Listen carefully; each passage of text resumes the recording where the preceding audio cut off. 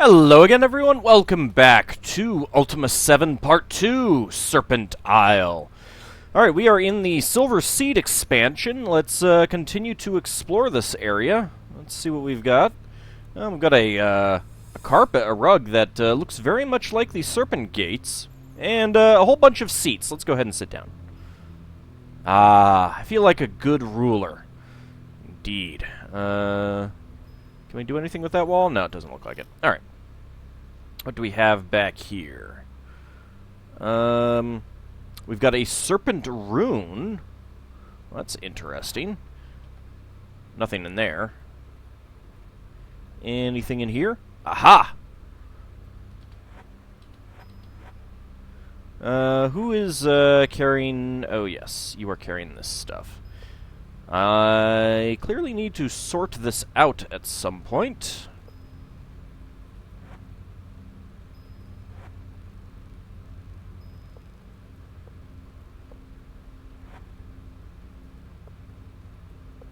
Probably should have done that between episodes, but oh well.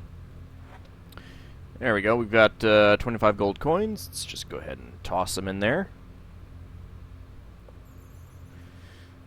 36. Alright, we can go down here. We've got a brass bucket. Golden serpent. I've got some, we found someone who makes potions. What do we have in there? We've got some, serpent scales. Might have to come by when she is perhaps asleep. Well, let's go ahead and talk to her. I do not believe I have had the pleasure of meeting thee, milady. I think it would be wise for thee to prove that thou art not a foul chaos spy. Make no untoward moves, I warn thee, for I am Alyssa, Order Mage of the first rank. Prove? Unless thou canst prove to me that thou dost not mean harm to Deathwatch, I shall have to turn thee over to Istanar. Haven't I already spoken with him? Pretty sure I have. Thou wouldst find the experience most unpleasant. Chaos spy, you say? I'm certainly not that. Everyone knows that the tides of battle have turned since the High Command unleashed our secret weapon. Ooh, I want to know about the secret weapon. Chaos would do anything to learn how to neutralize our advantage. Mage of the first rank, you said? Thou canst always tell the quality of a mage by how... By how rank he... Oh, okay. By how rank he is, thou canst smell his superiority for leagues. Ha ha ha. But I should not jest so. Thou art a stranger, and may mistake me. In truth, a mage's rank reflects his ability. Those of the first rank have mastered all spells. Those of the second rank have mastered the next lowest level of spells, and so on. Although our titles are different, I am equal in rank to Sub-Commander Sandar. Tell me about Deathwatch. 'Tis not what our High Command calls it, but then they are not here. To them, this is the Serpent's Fang keep. To those of us who have held back the mindless hordes of chaos, this is Deathwatch Keep. Or, now that the war has passed us by, perhaps we should call it Deathwait. But I must have assurances of thy identity, milady, or things will go badly for thee. Tell me about Istanar. Thou wouldst know him if thou had met him. He is the ultimate order warrior. Nothing touches him. He is bound only by his duty. Secret weapon? If thou art observant, thou wilt know the answer to thy question. If not, I shall not aid thee, no matter who thou art. Neutralize, you said? The only secret that spies need to learn is that there is no way to neutralize our advantage. Order cannot fail now. The sooner that those wretched Chaos followers realize this, the sooner this war shall end. Tell me about, Sub-Commander Sandar. Sandar is now Istanar's aide, though he commanded the garrison after Commander Ardennis's death. Sandar did not take his replacement very well, I fear.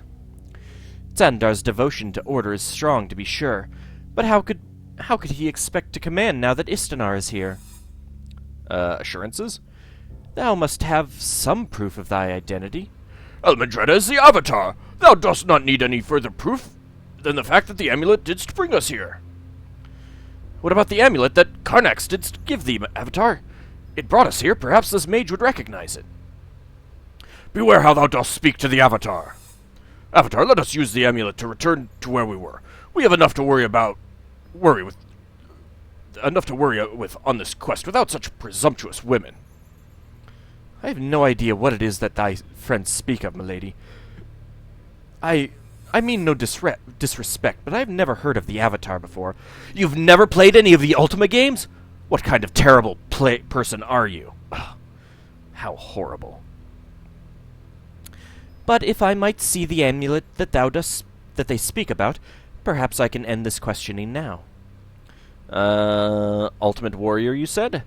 We'll get to that amulet thing in a bit. Istanar is invincible. He cannot die. He does not need food or rest. His strength makes even a weapon unnecessary.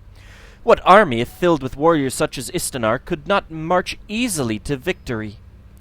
Soon this accursed war will be over, and I shall retire to a life of research. Who knows? Perhaps someday, once I am sure that I would still have the use of my magic, I shall make the final sacrifice and become one with such as Istanar. Nothing touches him, you say? Istanar has transcended the restraints of the body. All that remains is his iron will and the fine logic of his mind. Nothing can distract him from his duty. He does not fear. He does not worry. Unlike the rest of us here, he is not consumed by boredom or impatience. He just is. The final sacrifice? You're gonna turn into Zap Rousdower? To forsake the needs and desires of the body, what more dost thou ask? I know nothing further than what I have told thee. I have not yet attained that level. How can this be? Oh no, even if I knew how this was accomplished, which I do not, I would not tell thee. My honor is worth more than that. I shall not have it said that I betrayed order. Commander Artenis? Artenis was an old man, milady. It was he who founded this keep. He was a loyal servant of order, but he did not keep discipline as he should have. Fortunately, he was honored by a clean death in battle before anyone could question the strictness of his command. Questioning. If thou wilt not answer me, I shall be forced to bespell thee and take thee to the commander of the keep. Thou dost take too much upon thyself, woman. I doubt it should be as easy as thou dost imagine. Thou dost not speak to an ordinary warrior. This is the Avatar thou dost question. If she tries anything, Avatar, I shall gladly lop her head off for the effort. Come on, guys. Besides, you don't even have a weapon that could lop off heads, Dupre. This is a time of war. Thou canst not think to wander about unchallenged. 'Twould be a breach of duty if I did not stop and question thee. I am sorry, good mage, thou art quite right. We are strangers here. Thou dost well in questioning us. Boy, you guys really changed your tune fast. We wrong thee with our demands to be unaccountable. Thou must honor thy duty. I apologize for speaking ill of an honorable warrior such as thyself. She's a mage, not a warrior. Alright, let's show her the amulet. No, it cannot be. There has not been a champion of balance since before Sithnos was murdered. I can scarcely believe my eyes, but the item is authentic, that much I am sure of. Forgive my doubts, Almedretta. I gave little credit to the stories. I thought that they were no more than folk tales born on the eve of war. I did not mean to offend thee. Well, you did offend me. Now die. No, I'm sorry. Just kidding. Stories, you say? With the death of the great Hierophant, the land soon fell into confusion. Oh, come on. It was just one Hierophant druid. Surely the next Grand Druid would take... No, that's not what you're talking about? Ew. My mistake. Order vowed vengeance upon Chaos, and those followers of Chaos fled in panic into much of the countryside. During that time, people began telling of the coming of a champion of balance who would see balance done and restore balance to the world. I thought that it was the prattling of cowards who wished to avoid the coming war. But now that I have seen thee in the amulet, I am uncertain. Well, tell me about the champion of balance. Law required that the great Hierophant remain an impartial judge of the people. No matter what the offense, he could not raise his hand to dispense justice. Only 4 times in history was there any who dared to defy the word of the great Hierophant. Ooh, please tell me about these times. As these people lived outside of order and chaos, neither group could act upon them without usurping the power of balance. So it fell to the great Hierophant to choose one among his acolytes to go and battle these unlawful ones. The champion was given all the powers of balance and never failed to restore harmony to the land. I would like to hear more about these 4 times, but okay. Tell me about Sithnos. Sithnos was the last great Hierophant of balance, but he was foully murdered by the followers of chaos. So why wasn't there another one to replace him? He was unable to choose a champion, but only the great Hierophant knew the location of the amulet. Even though thou art ignorant of thy duty, thou art certainly the champion of balance. Okay, goodbye. Goodbye. Farewell.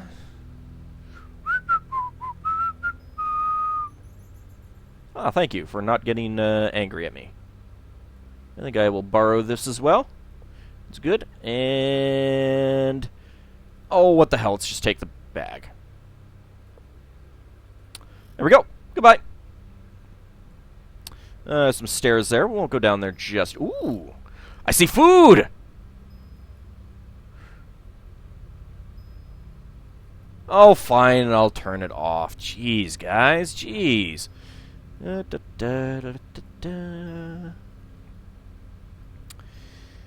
Gotta get all the food. Gotta take all the food for moi. It shall be mine. All mine. Take some sausages. Got some cheeses. Take the big cheeses first. Totally... oh, too heavy? Iola, why do you suck so much? Alright. I could really use more companions. Unfortunately, this game, not so good on the companion selection as in the previous game. There are not too many ways to get up to 8 party members. I think you can still get up to 8, sort of. Ooh, this is a good one. Oh, I like this one. Let's take the hams. Hams shall be mine. And the meat. The meats. The mystery meat. Mystery meat is good. Mystery meat comes from deer, though, so I guess you could call it venison. But no, it is mystery meat. We shall refer to it as mystery meat only. And we'll take some bread. Bread is good. That's too heavy, of course. That's gonna... yep, that's gonna be an X, which means that his bag is full.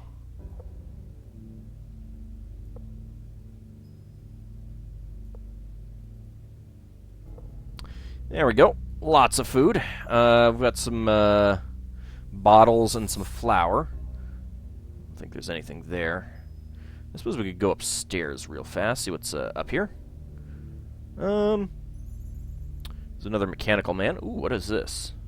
It's a jar. That's all it is.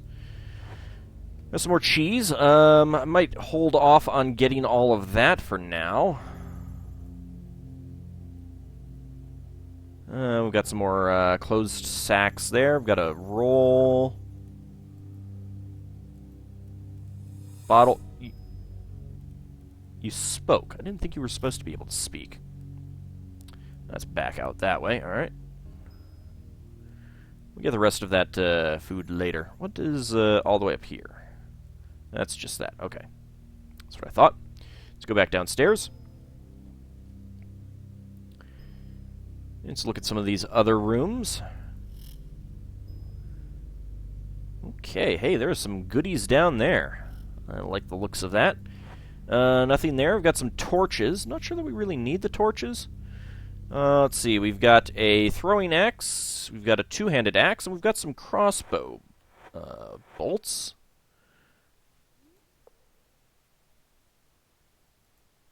Oh yeah, you're wearing a necklace. Alright, you're full up on weight, though, so... what do you have here? You've got arrows. Do you have crossbow bolts? 11 bolts.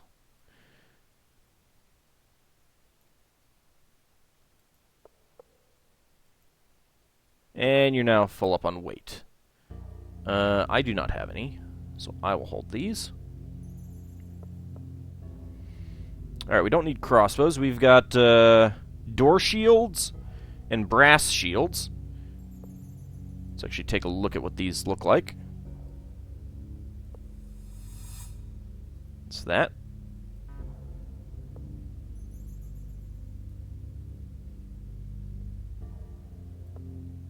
So, those are these two other shields. I don't think they're any better than... they're certainly not any better than the magic shield. Not sure how good they are in general. Let's see, where does... Well, that was not quite where I wanted to go. Wait. I guess that was where I wanted to go. Is this the guy that we were talking to earlier? Yes, that is. Okay. That is the guy that we were talking to earlier.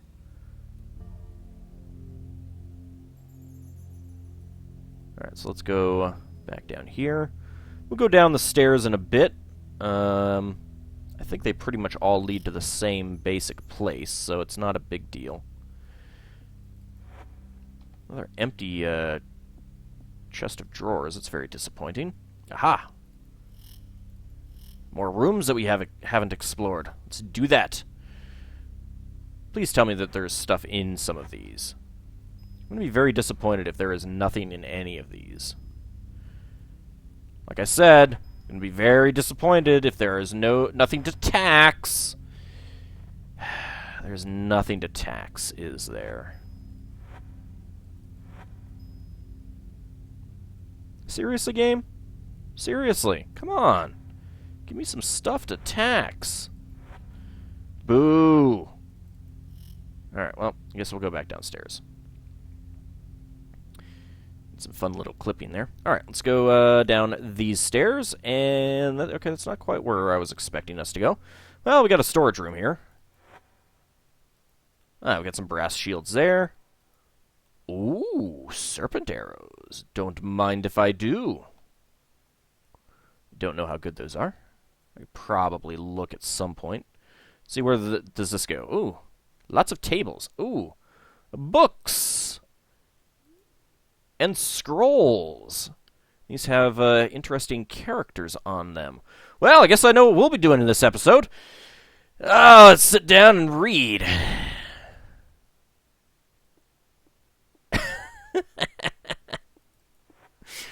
Our Blessed Serpent Isle, by Chauveresh. Our beloved Serpent Isle is the prettiest country there is. No place could be more enjoyable for mankind. It is so peaceful. There is no anger or distrust in the population. Alright, this seems awfully, awfully false. Everything is balanced. People live together well. There cannot be any other place in any other dimension that could possibly be more peaceful or more blessed with beauty. Only balance is responsible for the well-being of this country. Only balance makes it possible for people to live together in peace. Only balance will provide good harvests, which provide enough food. People that have enough to eat are happy and do not have to worry whether they are going to live to the next day. Balance is the ultimate way to freedom and peace. The beauty of our country cannot be put into words. One must go and discover it for himself. Sure, if you say so. The Lost Orbs, compiled by Istherios. I've compiled this work so that when we have the manpower to seek out the 4 lost orbs, all of the information we have will be available to the seeker. The first orb, golden in hue, was stored within the keep in a secret location until stolen by a soldier of chaos. Incidentally, I think if we were reading this without me having set the translation option, would all be serpent characters. So, yeah. He imbibed a potion of invisibility and followed behind the commander, who had gone to retrieve the orb. When he found the room, he attacked the unwary commander and stole the orb. However, his invisibility wore off as he was making good his escape, and he was seen by a troop of guards. The guards chased the thief until he was cornered southeast of the keep. His only escape from the guards would have been to plunge into the fiend's domain. This he did, and was never seen again. We presume that it has come into the fiend's possession, and expect he will try to use it to his advantage. The purple orb, reputedly housed in the commander's bedchambers, oh my, was also purloined by a chaosite. Though this one was no soldier, those few who saw it will never forget it. They know not whether the thing was man, beast, or both. The thing was bipedal and vaguely humanoid, but it had the fur, large ears, feline face, and claws of a cat. It was being held prisoner in the keep, but an undisciplined soldier on duty relaxed on his watch, and the Catman escaped. I know not how it found its way into the commander's bedchambers. I assume that its escape was not well planned, and he happened upon it by chance. However, it did find the orb. The Catman stole it and ran into the maze. No one has seen the creature or the orb since. The red orb was not stolen, but it is out of our hands all the same. Prior to the closure of the addition to the outpost to the southwest of the keep, Sub-Commander Gareth was charged with the task of transporting the orb to this area. We can assume he accomplished his mission, but Gareth never did return. Shortly thereafter, the area was surrendered to the creatures that currently reign there. It is my presumption that the orb still rests within this catacomb. The blue orb is certainly the strangest tale, but its possessor is a known entity. It rests in the decayed hands of the Lich Aram Dal. Oh joy, we get to fight another Lich. How that malevolent entity came to possess the blue orb is where the strange tale doth lie. Approximately the same time the red orb was carried to presumed safety, the blue orb was to be carried to a location only Sub-Commander Gareth knew. The 6 automatons sent on this mission were ambushed not far from the outpost. Lookouts witnessed the battle but could not send aid in time. The attackers were assumed to be spies of Chaos, but their identities will forever be unknown. They outnumbered the automatons by fully a score. The battle was quick. They fled away with great haste. Later, a merchant traveling to the keep from Chassavra reported that he had seen the thieves in a small town west of the keep, but the orb was stolen from them, along with much of their supplies, in the night. The orb appeared again in the hands of authorities in Thirasith. Okay, great. Temples of Order. Srithos. Pilgrims, it is a great journey to visit the 3 temples of order. Do not let the obstacles sway thee from thy destination, for though the path is difficult, the rewards are many. Seek the fountains, for their water is the essence of the force which resides at the sanctuary. Imbibe the waters, and drink of the fruit of thy quest. The Temple of Ethicality is found near the coast, south of the Spinebreaker Mountains. It was built in such a way that those who come here may gain inspiration from the view. This is the first temple on the pilgrimage of order. Continue next to the Temple of Discipline. The western branch of the Spinebreaker Mountains is where the Temple of Discipline was carved out. Seek the Great Bay, then follow the eastern coast until thou dost reach the mountains. Continue east, and thou shalt be sure to find the entrance. Lastly, the Temple of Logic lies within the Glacier Mountains, with the entrance being in the southern tip of the mountain chain. There are many passageways until one finds the tests of logic which lead to the sanctum. Above all, do not mistake any temple of chaos for one of the sanctuaries of order, for in this path lies madness. Only order is fit for study. Chaos defiles all it touches. That seems a bit extreme, but okay, if you say so. Denizens of the Caves, by Istherios. During our inhabitants of this remote outpost, we have been assaulted by creatures of such uniqueness and variety that I have taken it upon myself to create a bestiary. Arachnean, this terrifying creature has the full body, head, and legs of the giant spider common to our island, with the torso, head, and arms of a man growing from just behind its spider head. Oh, so it's like a drider. Speculation abounds as to the origin of these horrible hybrids. Some claim the mad servants of chaos created it in one of their endless foolish experiments. Others say it was the work of a long-dead lunatic mage. Regardless of how they came to be, the Arachnean is perhaps the deadliest of all foes we face here at Serpent's Fang. Lich. This is not so much a creature as it is a being, but I consider it worthy of note here. All of the folk I have spoken to in the keep are rather reticent about the Lich, but I have compiled the following information. The Lich was here before the keep was established. It is undead. Once alive, it entered a state of unliving, which heightened its powers but nullified what humanity it may have had when it was alive. It can command undead and hurl the most devastating of spells. Naga, a fearsome creature. Hey, we've seen some of those before. Weren't some of those in, Eoden? I think there were. A fearsome creature whose lower half is that of a giant snake and upper half is that of a human woman. The Naga is capable of delivering devastating volleys of arrows. Whoops. I accidentally clicked. Was that this one? Yes. Volleys of arrows. And those who dare intrude upon its lair. The Naga's origin, like that of the Arachnian, see above, is questionable. It is best when a Naga is spotted to close for battle immediately, lest their arrows bring thee down before thou hast a chance to flee. Additionally, they have been known to use snakes as a front line while the Naga pick intruders off with arrows. Shasraja. These menacing scaled freaks have intimidating forms of attack. With their long snake-like necks, they thrust their heads toward the enemy, latching on with their rending teeth, then with their strong neck muscles ripping flesh off. Though they seldom land hits, they are deceptively quick and resilient to blows. However, they are enormously stupid, unable to even open doors. They often attack in groups, making them more dangerous, but they are easily led into traps. Thus have we been able to repel their regular attacks. I have considerable information on the origin of these beasts. Basically, they were an attempt by the forces of chaos to fuse a viper and man. The Lords of Discipline, those fortunate soldiers whose minds were transferred into the bodies of automatons, had brought the advantage to order in the war, and these Shasraja were their attempt to tip the scales in their favor. Fortunately, the soldiers sacrificed to this wasteful end went insane in their new bodies. They escaped from the lab and began spreading their foul race all over the subterranean realms of our isle. Okay, that was that one. At Ease, Handbook for the Commissioned Soldier, by Sharshov. This handbook will help the commissioned soldier to realize how important it is to know how to handle the masses of lower-ranked soldiers.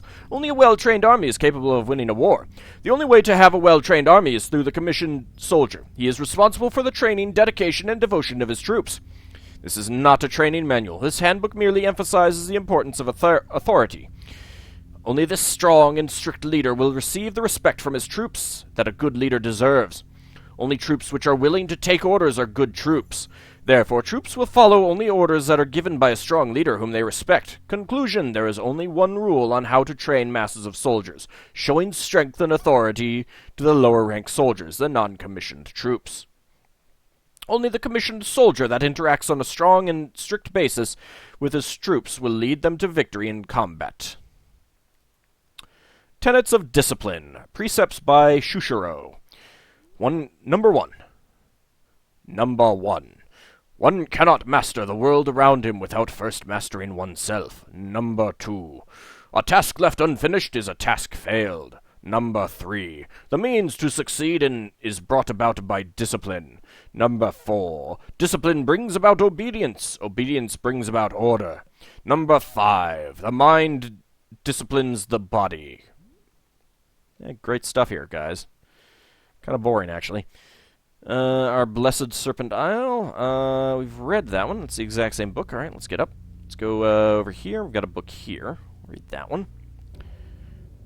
The Book of Discipline by Shrosvitash. Okay. The ultimate wisdom of life may only be reached through discipline. It takes strength and concentration to follow the guidelines of discipline. Therefore, the weak and distracted mind will fail. The weak and distracted mind will not have the power to succeed, and only that power will take thee to the top. But there is no room for the weak at the top. Only the strong mind will find a place there. Yeah, interesting. Lovely. All right. How about this book? Servants of Order by Istherios. Okay. Yeah, this is a new one. Over the years, we who follow order have devised a number of ingenious servants to simplify our lives. The earliest attempt is known as the animated suit of armor. Though automatons have made these nothing more than curiosities, some functional units are still in use today, e.g. the Fiend's Domain, but I implore you not to go exploring just to see one. The animated suits of armor have picked up many nicknames, such as suits, brass brains, dummies, etc. They are severely limited in capability, able to understand but a few words, and even then are more than likely to forget orders more than 3 words in length. They were used primarily as guards, for they could take more damage than a human guard, and were replaced easier if slain than a man would be. The next achievement, representing a significant leap in servant design, was the brass automaton.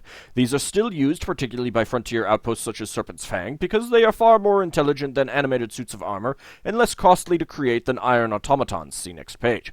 The main drawback is that, like the animated suits of armor, they cannot be reused once they are slain. Most commonly used are the iron automatons. Since they are considered the standard servant in our time, they are referred to simply as automatons. Iron automatons are slightly stronger, quicker, and more resilient than brass automatons, as well as slightly more intelligent. The greatest advantage, however, is that if an iron automaton is slain, it can be reactivated. The spell used to create automaton is found in nearly every wizard's spellbook. Ooh, I like the sound of that. These advantages do not come free, however. They are more costly yet to initially create and drain more mana and reagents than the lesser servants. The greatest of all the automatons are not servants at all. The Lords of Discipline are automatons with the minds of the greatest warriors transferred into their bodies. They are unsurpassed in strength, speed, intellect, and resilience, and have thus far proven to be the determining factor in the war. It is to this culmination of our knowledge that we, the followers of the Serpent of Order, shall emerge triumphant in our struggle with the misled followers of Chaos. Interesting. I've got a scroll here. Ethicality. As a follower of Order, thou must always conform to the principles of conduct as accepted by our alliance. Without these as guides, we as a people would be lost. We would be no better than those who are controlled by chaos. We are far better than those who permit anarchy to control their lives and their thoughts. We must be eternally vigilant to ensure that our system of ethics stands strong, that it must not be corrupted from within. We must ensure that we remain pure, for corruption is the strength of our enemy, though it will be his own undoing should we stand aligned against it. I thought that was actually going to be the end, actually.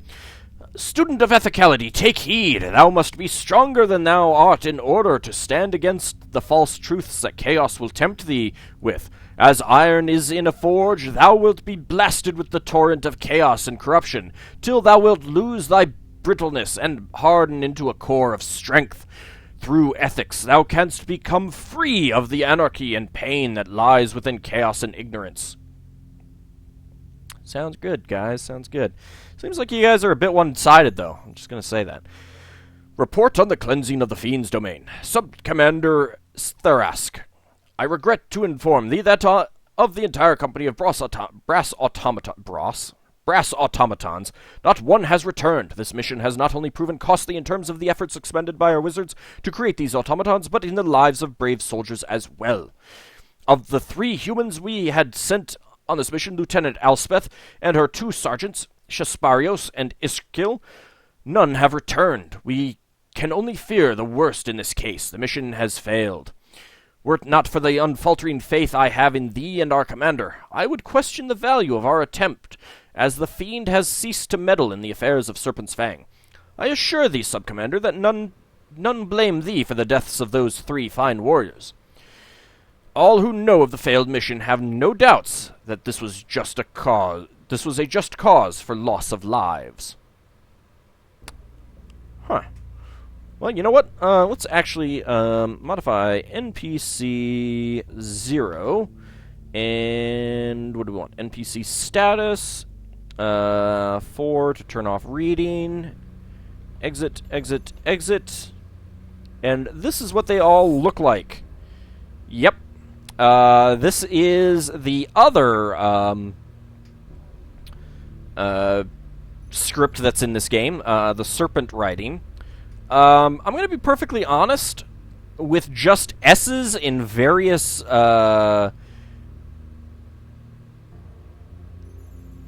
turns and combinations, I kind of feel like this would be a really, really horrible writing system. It would be way too confusing, way too difficult to memorize all of the various permutations to use as writing. It's pretty bad. It's pretty bad. So that's one of the reasons, one of the other reasons is so that I don't have to go around, wait until I get a spell book and the spell and can cast it, or a scroll, or something along that line. Whoops, don't want to turn on bleeding. That would be bad.